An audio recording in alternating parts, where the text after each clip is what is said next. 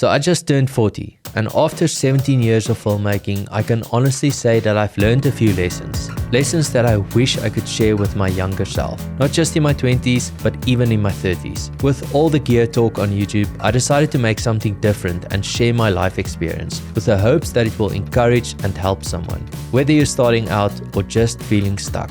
What I'm about to share with you is a collection of principles, a mix of mistakes and things that I did right. Mistakes I had to learn the hard way, and things I did right from the start that led to huge returns.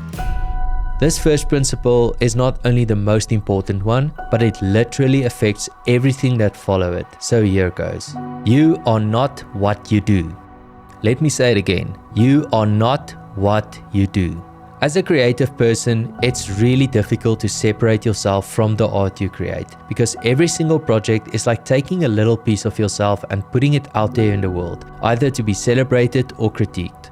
Where you find your identity will greatly influence how you relate to people around you. And I'm not just talking about people in your industry. When you deeply attach your worth to your work, you open yourself up to a roller coaster life that will never quite satisfy. One moment you're doing your best work and getting high on applause, and the next you're in a creative rut, where it feels like everyone is winning except you. Chasing applause is one of the greatest distractions and has the ability to completely take the joy out of the thing you love the most. Detaching your identity from your work will liberate you to entertain the critics and also appreciate those who excel around you. Which leads me to principle number 2. Comparison will kill you.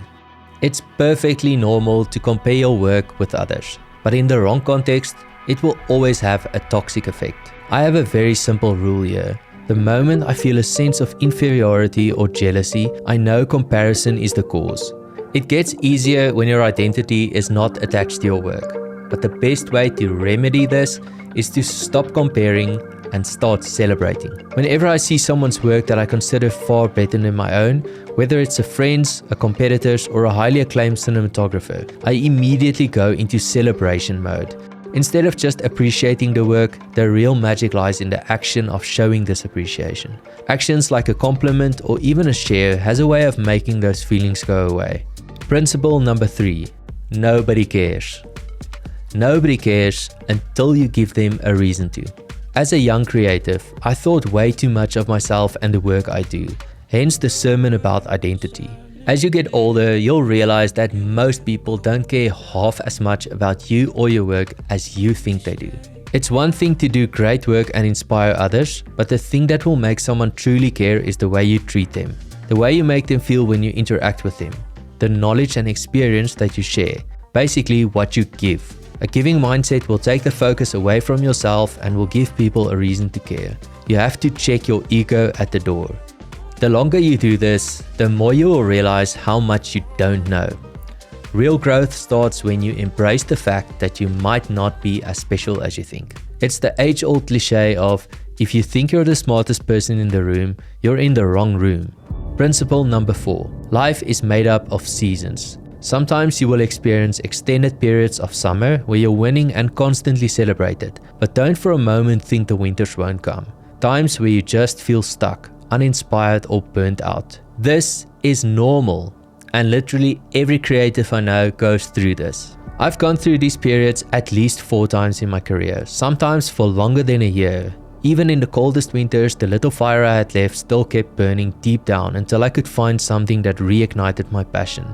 If you're in this season right now, I want you to say this after me. This too shall pass, and everything's gonna be fine. Principle number 5. Look after your body. For me, it was not wearing sunscreen. Now some of you might have noticed the scar here on the side of my face, and that is a direct result of me not wearing sunscreen in my youth. I've been battling with a skin cancer that keeps popping up all over my face, and I've already undergone 3 surgeries. The last one was pretty big, and they had to cut open a large part of my face and move skin around to repair the hole.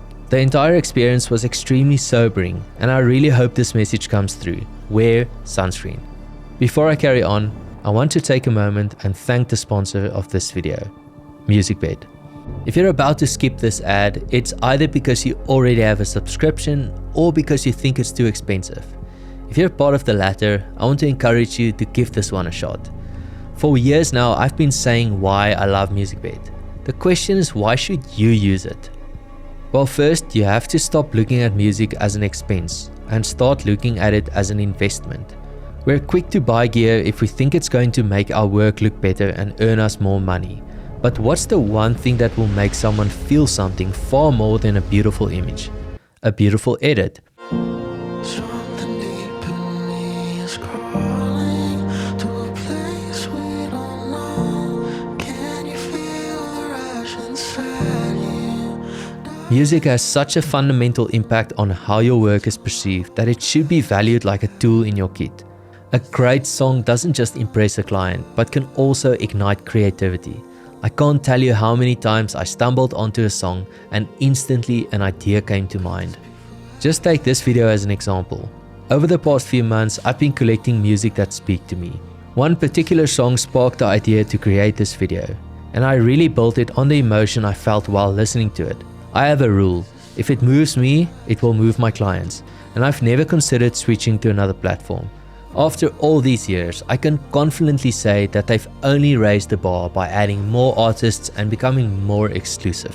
If you want to take your work to the next level, using quality music that you won't hear everywhere could be the best decision you make in your career. Switch to MusicBed and start your 14-day free trial today. Link in the description below. A few years ago, I went on a trip with Sam Calder and Chelsea Kawai. Prior to this, Chelsea already planted the seed about eating healthy, but at the time, I wasn't doing any exercise, not going to the gym, and I certainly wasn't thinking about running. Whenever there was a free moment of doing nothing, Sam dropped down to the floor and started doing push-ups. My brain just couldn't comprehend how he chose to do that in the moment. Not long after this encounter, I actually discovered the joy of doing proper exercise. I started running and consistently going to the gym.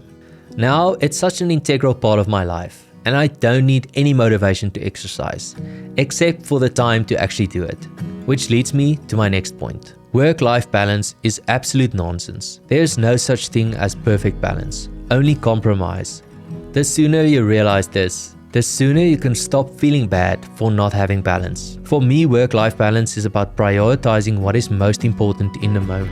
Sometimes work has to come first. Sometimes life needs to come first. It's almost never possible to thrive in both at the same time. The secret here is knowing when to say yes and no. I spent the first 10 years of my career completely and utterly consumed with work. I was highly ambitious, but also single, so it was not like my lifestyle negatively affected anyone else. It's only when I met my wife and we started having children that I realized how difficult it gets to excel in both.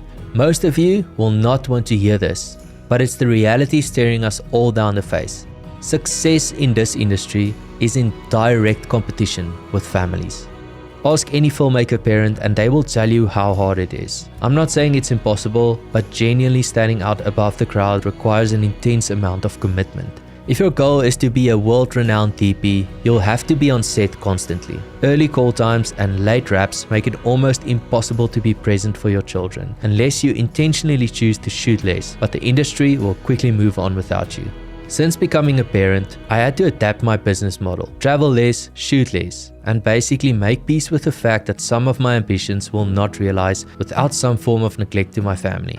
So this is where I drew the line. I made a commitment to be present and find alternative ways to generate income in order to have more time with them. My ambitions have shifted from becoming a successful filmmaker to becoming a successful dad. Where do we go to build our sacred place in this world? If right now you're single or unmarried, you have to make it count. Work hard and build something that will enable you to live more freely when kids arrive. I spent years building a solid network and a personal brand that created momentum that still carries me forward to this day. Create more income streams and find ways to earn money without just selling your time, because it's simply not sustainable in the long term. Speaking of the long term, this final principle really encapsulates everything I just shared. Success is a series of decisions that compound over years. As a young person, your greatest advantage is time. Every decision you make now will ultimately add up and lead to an outcome later in your life. First, you have to protect your future identity. How you treat people around you, how you deal with difficult clients will ultimately contribute to your reputation in the long run. We all know people in our industry who have a bad rep and whom no one wants to work with. This doesn't happen overnight.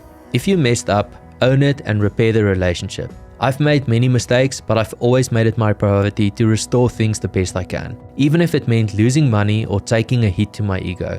On the flip side, you will also encounter people who will disappoint you, and the easy way would be to blow those bridges to smithereens. I cannot tell you how many times I wanted to do this with someone in my industry, and how not doing it led to wonderful opportunities years down the line. This compounding principle also applies to your finances.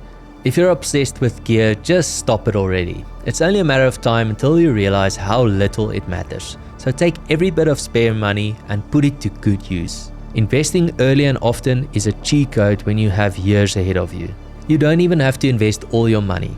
If work doesn't let you travel, spend your own money on travel and experiences. I would not be the person that I am today if not for the incredible exposure that travel brought me. Exposure to new people and new ideas is like food for the soul, and it's an investment into your own creativity. That being said, don't spend a cent on investments or travel before you build up an emergency fund. An emergency fund is so much more than a parachute in slow months. It's the freedom that empowers you to say no to jobs you don't want to do while you wait for the good ones to arrive. This has been proven over and over in my own life. Sometimes the good projects only land on your doorstep once you've committed to a bunch you don't actually enjoy, but have to take on to pay the bills. Saying yes to everything will quickly lead to burnout.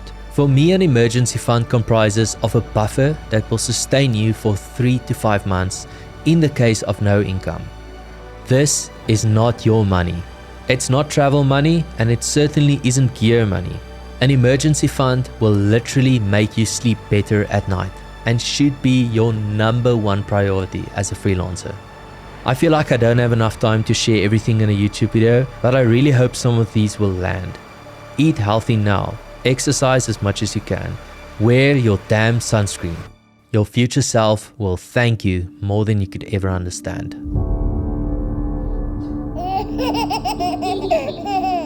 Hehehehe